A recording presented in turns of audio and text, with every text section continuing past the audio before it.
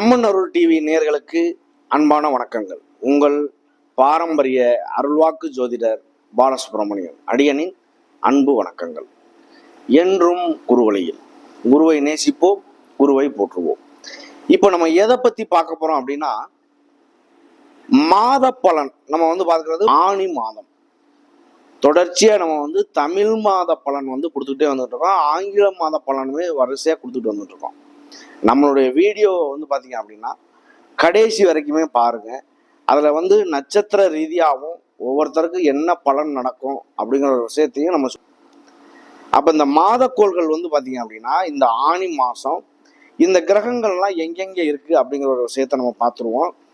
அதாவது ஆணி மாசம் பார்த்தீங்க அப்படின்னா இந்த பலனாகப்பட்டது ஆணி மாசம் 1ஆம் தேதியில இருந்து நமக்கு கணக்கு. அதாவது 15/6/2024 சனிக்கிழமையில இருந்து. அதாவது லக்கணம் பார்த்தீங்க அப்படின்னா மிதுன லக்கணம், ராசி கன்னி ராசி. இந்த மிதுன லக்கணத்துல பார்த்தீங்க அப்படின்னா சூரியன், சுக்கிரன், புதன், மாந்தி இருக்கு. சூரியன் அங்க இருக்கு, சுக்கிரன் பார்த்தீங்க அப்படின்னா அஸ்தமனம். அதே இடத்துல புதனும் அது ஆட்சி பலம் பெற்று அதுவும் அஸ்தமனம். ரெண்டுமே அஸ்தமனம். இந்த விஷயம் மட்டும்தான் ரொம்ப மெயினான ஒரு விஷயம். அப்போ அடுத்து சந்திரனும் கேதுவும் பார்த்தீங்க அப்படின்னா கன்னி ராசியில. சனி பகவான் காலபுருஷ தத்துவப்படி 11வது வீடான கும்ப வீட்டில் இருக்கு, ஆட்சி பலம் பெற்று. ராகு பகவான் மீனத்துல இருக்காரு. செவ்வாய் ஆட்சி பலம் பெற்று மேச வீடான முதல் வீட்டில் இருக்காரு. அப்போ இந்த கிரகங்களுடைய அமைப்புல இந்த மாதக்கோள்கள்லாம் எங்கெங்க இருக்கு, இந்த கிரகங்கள் எங்கெங்க இருக்கு அப்படிங்கிற ஒரு விஷயத்த வச்சு இந்த ஆணி மாதம் எப்படிப்பட்ட பலனை கொடுக்கும் அப்படிங்கிற ஒரு விஷயத்த பார்த்தீங்க அப்படின்னா நம்ம கொஞ்சம் விரிவாகவே பார்ப்போம். ஒவ்வொரு ராசிக்கும், இந்த 12 ராசிக்கும். அதாவது வாஸ்து முதலாவது ஆணி மாசத்துல பார்த்தீங்க அப்படின்னா வாஸ்துவே கிடையாது. இதுல 4 மாதங்கள் வாஸ்து இல்லை, 8 மாதங்கள் வாஸ்து இருக்கு. அதையும் நம்ம கொஞ்சம் தெளிவா சொல்றதுக்கு காத்துக்கிட்டு இருக்கோம். வீடியோவை முழுசா பாருங்க. 12 ராசிகளுக்குமே எப்படிப்பட்ட பலனை கொடுக்கும் அப்படிங்கிற ஒரு விஷயத்த விரிவா. அன்பார்ந்த கன்னி ராசி அன்பர்களே, கன்னி ராசி காலபுருஷனின் தத்துவப்படி அது 6வது ராசி. 6வது ராசிக்கு பாத்தீங்க அப்படின்னா இந்த ஒரு வருட காலமா இந்த கேது பகவான் அங்க இருக்காரு. இந்த கேது இருக்கக்கூடிய ஒரு காலகட்டங்களையும் சரி, இதுக்கு முன்னாடியும் சரி, ஒரு 2 வருஷமாவே இந்த கன்னிராசி அன்பர்கள் படாத பாடுபட்டு தடுமாறி இன்னைக்கு நல்ல நிலைமைக்கு வரக்கூடிய ஒரு காலகட்டம் இந்த கன்னிராசி. கன்னிராசி அப்படின்னாலே ஒரு ஈர்ப்பு ராசி அப்படின்னு சொல்லுவோம். இந்த கன்னிராசியுடைய ராசிநாதன் புதன் பகவான் உங்களுக்காக 10ஆம் இடமான தொழில் ஸ்தானத்துல போய் அவர் ஆட்சி பலம் பெற்று சூரியனோட சேர்ந்து அஸ்தமனம் ஆயிட்டார். இப்ப நம்ம மாத பலன் பார்த்துக்கிட்டு இருக்கோம். இந்த மாத பலனாகப்பட்டது நீண்ட நாள் பயணம் செய்யக்கூடிய கிரகங்கள் என்ன பலனை கொடுக்குமோ அதே பலனை ஒரே மாசத்துல கொடுக்கக்கூடிய ஒரு பலன் தான் மாத பலன். அதாவது சூரியன், சுக்கிரன், புதன், செவ்வாய். இது செவ்வாய் 1.5 மாசம் இருந்தாலுமே அந்த மாத பலன்ல சேர்க்கறதுனால அதை எல்லாமே பாத்தீங்க அப்படின்னா ஒரே மாசத்துல அள்ளி கொடுத்துட்டு போயிடும். அப்போ உங்களுக்கு இந்த கன்னிராசி அப்படிங்கிறது பாத்தீங்க அப்படின்னா உபயராசி. இந்த கன்னிராசியை பொறுத்தவரை எப்படி இருக்கும், அவங்களுக்கே பாத்தீங்க அப்படின்னா ஒரு அடுத்தவர்களுக்காக அர்ப்பணிக்கப்பட்டவர்கள்னு சொல்லலாம். நல்ல உதவி செய்யும் மனப்பான்மை கொண்டவர்கள், உதவக்கூடிய பக்குவம் கொண்டவர்கள், கோப குணம் இல்லாம குணமா பேசக்கூடிய ஒரு நண்பர்கள். இந்த மாதிரியெல்லாம் ஆண் பெண் யாராக இருந்தாலுமே உங்களுக்கு பாத்தீங்க அப்படின்னா இதுவரை கடந்து வந்த காலங்கள்ல திருமணம் சார்ந்த விஷயங்கள் கைகூடாமே இருந்துச்சு அப்படின்னா இந்த குருவினுடைய பார்வை 1/5/2024 இருந்து இந்த குருவினுடைய பார்வை உங்களுக்கு படும் பொழுது, அந்த குரு பார்த்தால் கோடி நன்மை சொல்றோம்ல, அப்ப அதுவே உங்களுக்கு ஒரு நல்ல ஒரு வாய்ப்பு. குருவினுடைய பார்வை என்பது 5ஆம் பார்வையாக உங்களுடைய ராசியை இந்த மாதம் குரு தனிச்சு நின்று பார்க்கிறார். அவர் பார்க்கும்போது உங்களுக்காக பாத்தீங்கன்னா குருவினுடைய பார்வை படும் பொழுது பூர்வ புண்ணிய பார்வை 5ஆம் பார்வையாக படும் பொழுது உங்களுடைய சொத்துக்கள், பூர்வ புண்ணியம், பழைய பாட்டந்தேடிய சொத்துக்கள் அனைத்தும் பங்கு பிரிச்சுக்கிறதுல எந்த சுமூகமான சூழ்நிலை, அதாவது சண்டை சச்சரவுகள் இல்லாம பங்கு பிரிச்சுக்கக்கூடிய சூழ்நிலைகள் வரும். அது உங்களுக்கு சாதகமாக அமைகிறதுக்கு வாய்ப்பு நிறைய உண்டு. அதே பொறுத்தவரை வந்து பார்த்தீங்க அப்படின்னா, வெளியூர் போகிறது, வெளிநாடு போகிறது, கரு உற்பத்திக்கு உண்டான விஷயங்கள் எல்லாமே ஒரு நல்லதாக மாறுறதுக்கான வாய்ப்புகள் உண்டாகும். ஆனால் இந்த சுக்கிரன் வந்து வக்ரமான சூழ்நிலையில் இருக்கிறதுனால குழந்தை பேரு அந்த மாதிரி ஒரு வந்து பார்த்தீங்க அப்படின்னா, இதுவரை கருவுகள் உருவாகியிருந்தால் அதை பற்றி பேச்சு இல்லை அப்படின்னா இந்த ஆணி மாதத்தில் ஒரு சில தடை தாமதத்தை ஏற்படுத்தி அதுக்கப்புறம் கரு உருவாக வாய்ப்பு உண்டு. மறுமணம் சார்ந்த விஷயங்கள்ல வந்து பார்த்தீங்க அப்படின்னா, உங்களுடைய இடத்த பார்க்குறாரு, உங்களுடைய 3ஆம் இடம் 5ஆம் இடத்தை பார்க்குறாரு. 3 அப்படிங்கிறது வந்து பார்த்தீங்க அப்படின்னா நல்ல முயற்சி செய்யக்கூடிய ஒரு காலகட்டங்கள் அந்த மாதிரி அமையும்.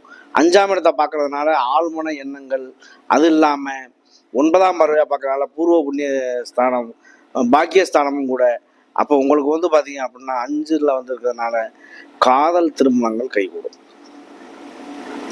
காதல் திருமணங்கள் வந்து பார்த்தீங்க அப்படின்னா இதுவரை வந்து கருத்து வேறுபாடுகள் இருந்த குடும்பங்கள் கூட, பிரிவினையில் இருந்த குடும்பங்கள் கூட ஒன்று சேர்றதுக்கான ஒரு வாய்ப்புகள் உண்டாகும். அப்படி வாய்ப்புகள் உருவாகி அவங்களுடைய வாழ்க்கையில இதுவரை பட்ட கஷ்டங்களுக்கெல்லாம் ஒரு நல்ல ஒரு சொல்யூஷனை தேடக்கூடிய ஒரு காலகட்டமாக அமையும் இந்த ஆணி மாத பலன். அப்போ உங்களுக்கு வந்து பார்த்தீங்க அப்படின்னா இந்த கன்னி ராசிக்கு இதுவரை இல்லாத ஒரு மாற்றம்னா கேது இருக்க வரைக்கும் பிரம்மாண்டமாக நடக்கக்கூடிய ஒரு விஷயத்த சுருக்குறது அவருடைய வேலை. இந்த ஆழ்மன எண்ணக்காரகன் வந்து பார்த்தீங்க அப்படின்னா அவர் வந்து இந்த மாதம் பிறக்கையில் அங்கே தான் இருக்காரு கன்னி வீட்டில். அப்போ அந்த மனக்குழப்பங்கள், மன அழுத்தங்கள் இதெல்லாம் கொஞ்சம் நீடிக்கிறதுக்கான ஒரு வாய்ப்புகள் உண்டு. அடுத்து உங்களுடைய 6ஆம் இடத்துல வந்து பார்த்தீங்க அப்படின்னா சனி பகவான், 7ல் வந்து ராகு. 7ல் ராகு அப்படிங்கிறதுனால வந்து பார்த்தீங்க அப்படின்னா ஏற்கனவே நடந்த திருமணங்கள், கருத்து வேறுபாடுகளில் பிரிஞ்ச திருமணங்கள் இதெல்லாம் ஏதேனும் பெண்டிங்கில் இருந்தால் மறுமணம் ஆகிறதுக்கான ஒரு வாய்ப்புகள் உண்டாகும். 8ல் வந்து செவ்வாய். 8ஆம் இடத்துல செவ்வாய் இருக்கிறது வந்து பார்த்தீங்க அப்படின்னா செவ்வாய் தோஷம்னு சொல்லுவோம். 8ல் இருக்கிறது செவ்வாய் தோஷம்னா என்ன அப்படின்னா, ஆணாக இருந்தால் ஆணினுடைய தன்மை அதிகமாக இருக்கும், இதே பெண்ணாக இருந்தால் பெண் தன்மை அதிகமாக இருக்கும். செவ்வாய் தோஷத்தை எப்போவுமே ஒரு கணக்கில் எடுத்துக்க வேண்டிய அவசியமே இல்லை. அதே மாதிரி 7ல் ராகு, 8ல் ராகு இதெல்லாம் வந்து பார்த்தீங்க அப்படின்னா கலத்திர தோஷம், மாங்கல்ய தோஷம் இதெல்லாம் எடுத்துக்கணும் அப்படிங்கிற ஒரு அவசியமும் கிடையாது. அப்போ இது வந்து பார்த்தீங்க அப்படின்னா செவ்வாய் வந்து ஒரு பொண்ணுக்கு செவ்வாய் தோஷம் இருக்குது அப்படின்னா, செவ்வாய் வந்து ஆட்சியோ உச்சமோ இந்த மாதிரி உள்ள ஒரு மாப்பிள்ளையை கல்யாணம் பண்ணும் பொழுது அவருடைய வாழ்க்கையில் இல்லறம் என்பது ரொம்ப சுகமாக இருக்கும். வாழ்க்கையில் நல்ல முன்னேற்றங்கள் ஏற்படும். ஒரு பொண்ணுக்கு வந்து செவ்வாய் தோஷம் இருக்கு அப்படின்னா நார்மலா உள்ள பொண்ணை விட அந்த பொண்ணுக்கு ஒரு பெண்ணின் தன்மை உணர்வுகள் அதிகமாக இருக்கும். அந்த அதிகமா இருக்கக்கூடிய ஒரு காலகட்டத்துல செவ்வாய் நீசமோ இல்லை செவ்வாய் வக்ரமோ இந்த மாதிரி உள்ள ஒரு மாப்பிள்ளையை கல்யாணம் பண்ணீங்க அப்படின்னா அவருக்கும் அந்த பொண்ணுக்கும் இல்லறம் என்பது பாதிக்கப்படும். அதுக்கு தான் செவ்வாய் ஆட்சியோ உச்சமோ பெற்ற மாப்பிள்ளையை கட்டும்போது அவங்களுக்குள்ள இல்லறம் என்பது பாதிக்கப்படாது. அதனாலதான் சொல்றாங்க, இந்த பொண்ணு வந்து இந்த குடும்பத்துக்கு சரியா வராது, இந்த மாப்பிள்ளை இந்த குடும்பத்துக்கு சரியா வராது, ஒவ்வொருத்தரும் மறைமுகமா சொல்லுவாங்க. அப்படி சொல்றதுக்கான காரணம் அதுதான்.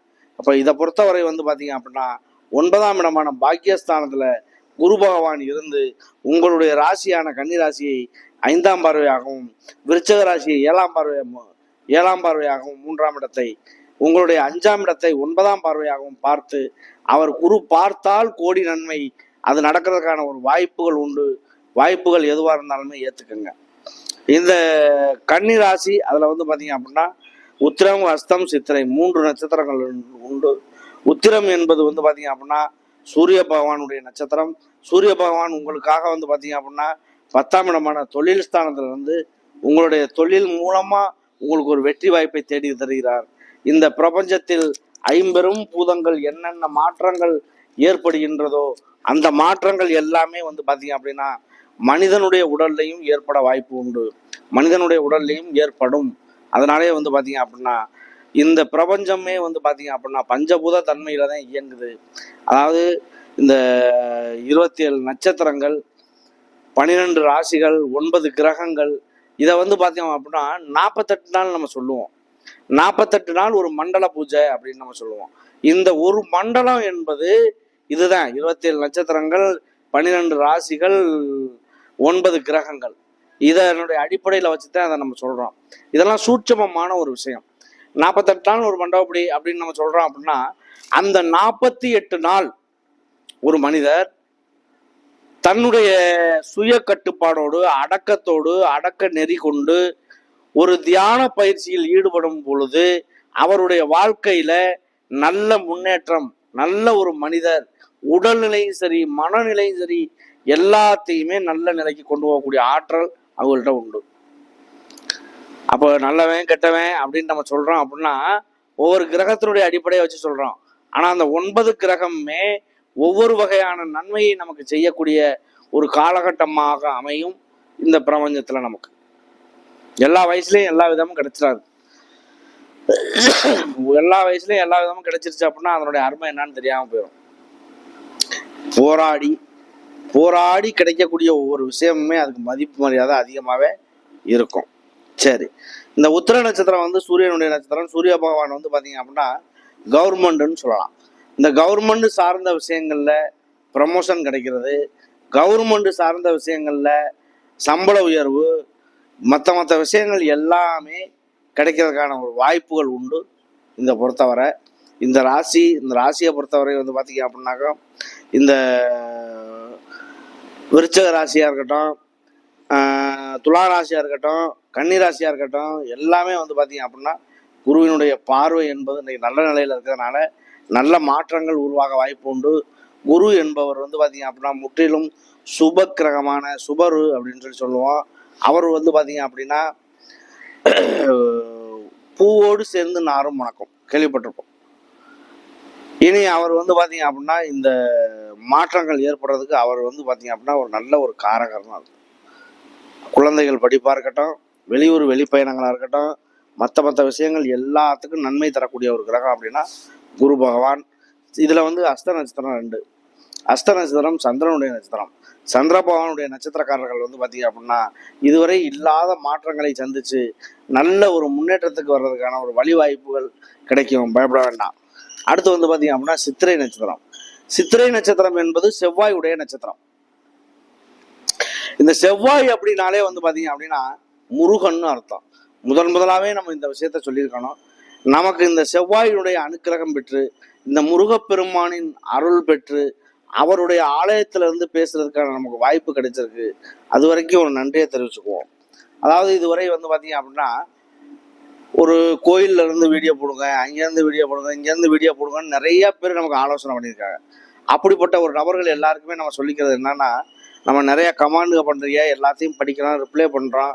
ஒரு சிலருக்கு ரிப்ளை பண்ண முடியாமையும் போயிடுது. யாரும் தவறாக நினைத்து கொள்ள வேண்டாம். நமக்கு தொடர்ச்சியாக வந்து நம்மளுடைய சேனலை பாருங்கள், நல்ல சப்ஸ்கிரைப் கொடுங்க, வீடியோ ஃபுல்லாக பாருங்கள்.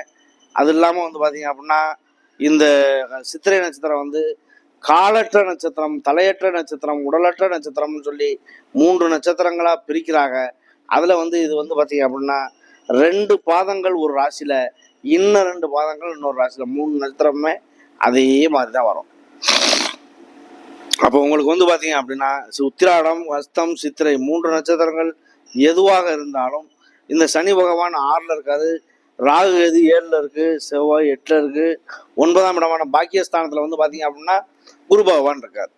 இந்த குருவினுடைய பார்வை என்பது ஒவ்வொரு கிரகத்தையும் ஒவ்வொரு பாவகத்தையும் பார்க்கும் பொழுது பாவகம் பலம் பெறும். அந்த பாவகம் பலவீனம் அடையாது, பலம் பெறுறதுனால அவங்களுடைய வாழ்க்கையில வெற்றி என்பது கண்டிப்பாக உண்டு. அப்ப இதை பொறுத்தவரை வந்து பாத்தீங்க அப்படின்னா 3 நட்சத்திரங்களுமே நல்ல மாற்றங்கள் உருவாகி இந்த கன்னிராசியை பொறுத்தவரை இது ஒரு விடிவு காலம்னு சொல்லலாம். நன்றி, வணக்கம்.